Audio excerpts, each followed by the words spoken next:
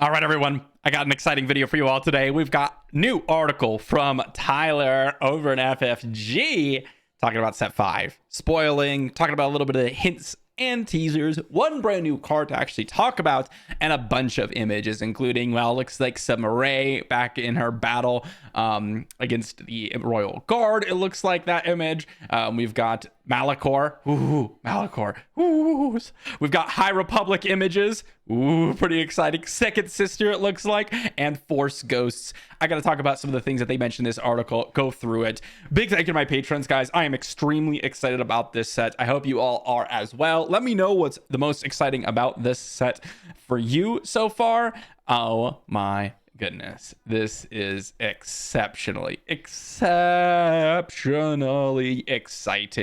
So first off, they talk about there's going to be more Jedi units in this set than there are vehicle units. In fact, Jedi is the second most prolific trait in the set after Force, which makes sense because Jedi usually aren't going to be villainy and heroic. There might be a couple, but the Force trait's going to be villainy and heroic, so totally makes sense. Among all the cards of the Cutting Axe, there are 6 different lightsaber colors represented. This is more than the other aspects, which only get 4 lightsaber colors each. Kind of interesting. There are 10 different lightsabers, including multiple different common designs, and a vehicle unit that gets stronger while you control lightsaber upgrades. Very, very interesting. 4 different leaders in this set care about explicitly playing non-unit cards or about including them in a deck. So maybe event-based strategies or upgrade-based strategies or whatnot. That's really, really interesting because we don't really have that in the game right now. There are 2 powerful cards in the set that reward you for playing 2 unrelated traits in the same deck. Ooh, that is pretty incredible. Again, these exciting deck building constraints make me more excited than anything in any set for the most part. Obviously, maybe less so than the theme, because I'm just excited about the theme in general. But yeah, that is absolutely exciting. They also introduced a new frame treatment on leaders, units, events, and upgrades, which is really interesting. I wonder what they mean by that, what it's going to look like, etc. Unlike with previous sets, the team helped me write the subtitles, so we had a lot of fun. We have Overeager Apprentice, a chance to make things right. I Know Your Story, Tempted by the Dark Side, Following the Call, Seething with Ambition, Where Are We Going, Finding Himself, A Hero's Beginning, Folklore Explained, With Palpatine's Power, and Twilight of the Apprentice. Now, off the top of my head, okay, a couple of these I know. First off, Twilight of the Apprentice gives me goosebumps just reading it. For those of you that don't know, this is like the best Rebels episode, at least in my opinion, and it also explains why we see Malachor here. Twilight of the Apprentice, a little bit of spoilers ahead, although the show is like millions of years old at this point, is the duel between Ahsoka and Darth Vader, obviously Anakin's old apprentice. This probably refers to Ahsoka, like a fulcrum version of Ahsoka, so that is absolutely awesome. Or maybe it's just an event or something, but it's going to refer to that event, I imagine. Palpatine's Power with Palpatine's Power probably refers to the Rey, where Rey absorbs and kind of reflects a lot of the power back at Palpatine and finishes the job back in Revenge of the Skywalkers. I don't even Rise of the Skywalker, Revenge of the Skywalker. Come on, guys, Rise of the Skywalker. I don't even remember the last 3 movie names. Okay, it is what it is. A Hero's Beginning could definitely refer to a lot of different characters. I think of Luke initially, so I'm probably going to be Luke. Overeager Apprentice could definitely mean like Ezra. Seething with Ambition makes me think of Darth Maul.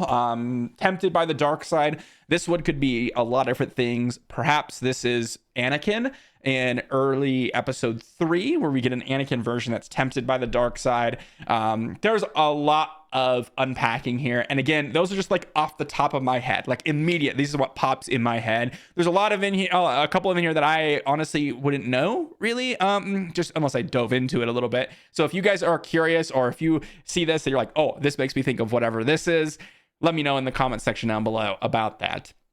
Then we've got a few more things. There's a card with 2 win plate abilities on it. Neutral event in this set is identical text block to a card from a previous set that had an aspect, so maybe they're power creeping a little bit. 2 largest ground units we've ever printed, each with 20 combined power and HP, which is pretty impressive. There's a villainy unit with 1 eye, and a vigilance unit with 10 eyes, and aggression unit with 45 eyes. Okay. There are 3 villainous Jedi in this set, 2 heroic cards that directly call out the villainy aspect, and 1 unit that lets you play any lightsaber you want for free. Of course, everyone's talking about General Grievous. Yeah, General Grievous is a real thing. We're going to be playing General Grievous decks. Let's go. 3 villainous Jedi. I mean, Pong Krell. Obviously, guys, Pong Krell's got to be one of them. If it's not, it needs to be. Honestly, you just throw the whole set in the garbage. Pong Krell needs to be a villainous Jedi. It is what it is. That's just what's got to happen. If not, I'm quitting the game. It is what it is. Sorry. Okay, just what it's got to happen. Other villainous Jedi, maybe Anakin, set 3 Anakin, or set 3, like episode 3 Anakin. Very possible we could see him be a villainous Jedi. As for the third one, I'm not actually quite sure as to what they'll go with. There's a lot of different options. You could choose Barriss as one of them. You could choose, there's a couple of other ones that kind of little bit swapped to the dark side, just a little bit, but that is really exciting. The difference between deployment costs between the highest cost leader and the lowest cost leader in the set is 5. Now that's interesting, because this means that we are going to get a leader that is either the most expensive leader we had in the game or the cheapest we had in the game. Because right now the earliest to deploy is 4. Now, again, maybe they're cheesing this and saying, oh, well, Poe Dameron would count as a deployment cost, for example, and you could deploy that on turn 1. But I don't think that's what they mean. I think that you're talking about the actual, like, epic action, deploy this leader. And if that's the case, the earliest one that we have is 4 resources. And the biggest one we have is 8 resources, which is a difference of 4. So that means that we have to have one that's either cheaper or even more expensive. 4 different cards in this set, all reference scenes from the same novel, probably these novels, the High Republic novels. Here are several trait combinations that appears in the Legend of the Force that never appeared on a card until now. Imperial plus Knight, Vehicle plus Inquisitor, Inquisitor vehicles, Jedi plus Wookiee. This could be, a couple different things. I mean, we could have the Wookiee Jedis from Bad Batch, is what I think of when I think of the Wookiee Jedi. You could have the Wookiee Jedi from, I think there was one in a couple different games. I'm blanking on this one, guys. Creature plus Trooper, Knight plus Undead, Sith plus Droid, Gungan plus Trooper. Sith Droid is very intriguing to me. This really makes me want to see an HK-47 in the set. We have the image from the High Republic, for those of you that don't know. Oh my gosh, I'm blanking on it because I actually haven't read the High Republic books, but this character, it's gonna come to me as we're talking about this. Chris of our Chris. This is from the High Republic books. For those of you that don't know, this is a period in time before the movies took place. And this means that we have potential for more cards that are from earlier periods of time. And that's super exciting to me.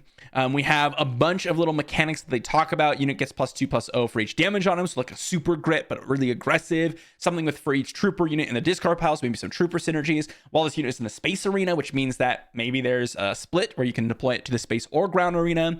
Choose 2 friendly unique Sith units. So a little bit of Sith synergy. Friendly vehicle units get +6/+6. Crazy pump effect. Probably very expensive. Return an enemy non-leader unit to its owner's hand unless its controller says no. That's what I think of. The same is true for Restore. So maybe they modify a keyword. When you draw this card during the action phase, for each force card discarded this way, maybe deal damage, draw cards. Attached unit's printed power is considered to be X, probably. I mean, interesting there. When deployed, you may discard your hand. I'm assuming that's if you do something pretty strong. Use this ability no more than 3 times each game. Better be a pretty strong ability. Maybe it's on a leader. The next time you take the initiative this phase, I think taking the initiative is usually pretty strong in general, so that could definitely be very, very powerful. And then if you attacked with a Jedi unit this phase, which also makes me really want to build the Jedi tribal deck. We have Second Sister. This is mainly from the Jedi Fallen Order games, is what I think of.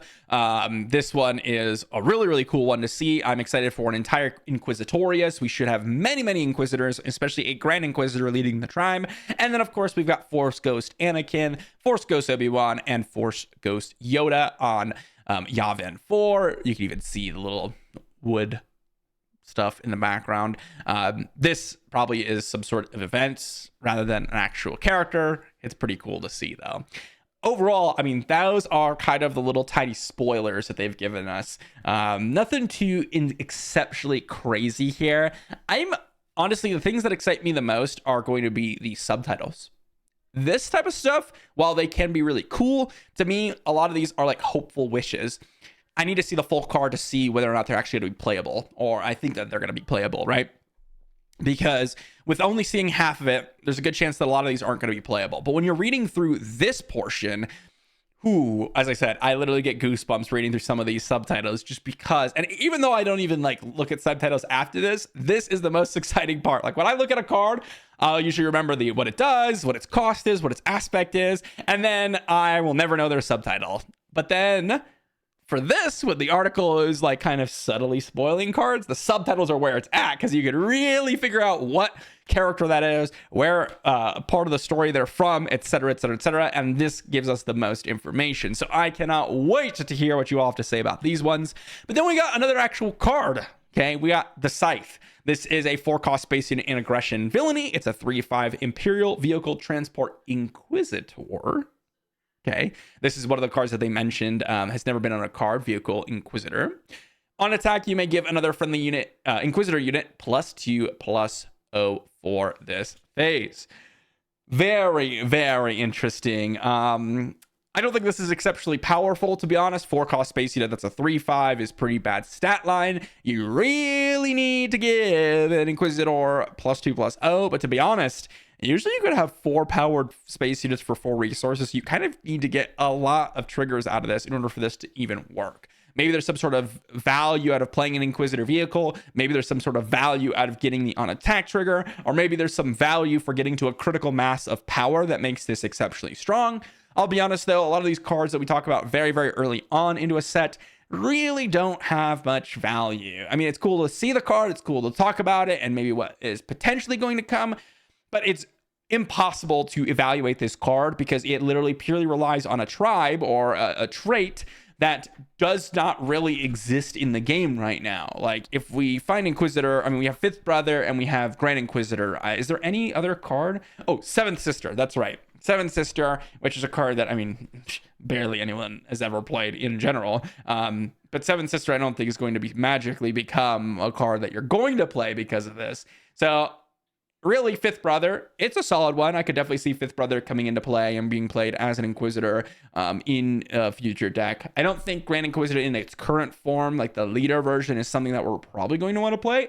But I will say, Grand Inquisitor with the Scythe here, I mean, we've got a 3-powered unit. We could attack twice with this in a single turn, giving +4/+0. That is pretty exciting, and it's got high toughness so that you can go out and do it multiple times. Like you can go on and hit this immediately when it comes down, get it to ready up, attack. You essentially attack for 5. Next turn, you get to attack, plus do it again, and then get +4/+0, and then you're attacking for essentially 7.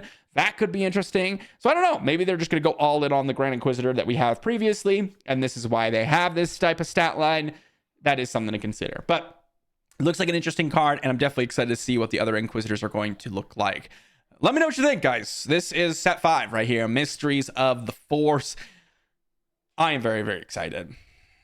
I am very, very excited. Of course, it's not Mysteries of the Force is what it's called. It's Legends of the Force, but my goodness, am I excited about a lot of different things. Malachor, when Malachor was mentioned, it was like an absolute ridiculous moment for me, because Malachor really, you hadn't heard that word unless you had played the original Knights of the Republic games. They never really, I mean, it is kind of destroyed. You talk about Sith energy. I mean, it is kind of alluded to, but I would love to see some more depth to this, and maybe they'll release a little bit of content in terms of cards related to Malachor. I think that would be pretty awesome. But let me know what you think in the comment section down below. What is your favorite part about this? What are these subtitles actually referring to? Please let me know what your opinions are on this. I feel like I know about half of these, and the other half I'd have to really think about it for me to actually have a guess. But again, let me know. Thanks for watching, everyone, and I'll see you all for the next one.